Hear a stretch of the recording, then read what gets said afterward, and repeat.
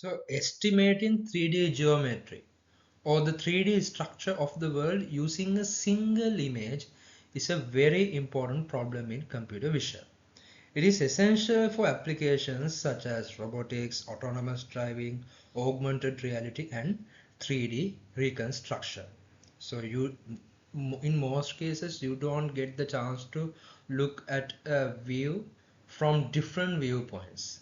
So you should be able to use a single 2D image to understand what is going on in the 3D space. But existing monocular depth and 3D estimation methods have a major limitation. Most assume a pinhole camera model or require calibrated camera parameters. In other words, we are assuming the behavior of the camera prior to calculating these 3D metrics. So, but in real world scenarios, these images come from many camera types, including fisheye, panoramic, and distorted lenses. These assumptions cause performance to drop significantly outside controlled settings. So here the key innovation is a fully spherical representation of both the scene and the camera.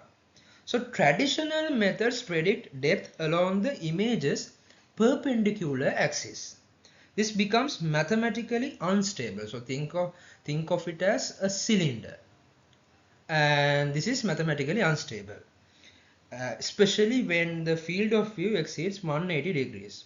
Unicade 3D instead predicts radial distance.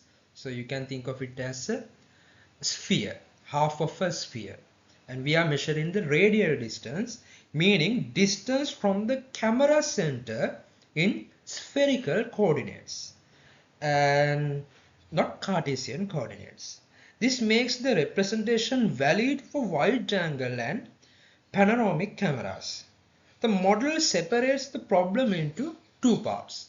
First, the angular module. So this predicts the camera's viewing rays.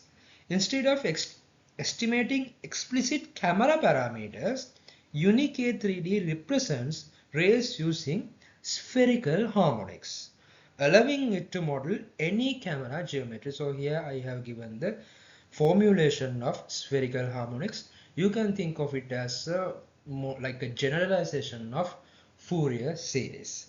And radial module, we have a radial module, and this estimates the distance of each pixel along those rays, producing a full 3D point cloud. And as you can see, we condition this radial module on the information generated from the angular module using the key and value, and also the image where we extract features from the encoder, which gives us a set of queries. So this is the radial module, and as a result, at the end of the day, we get a full 3D point cloud.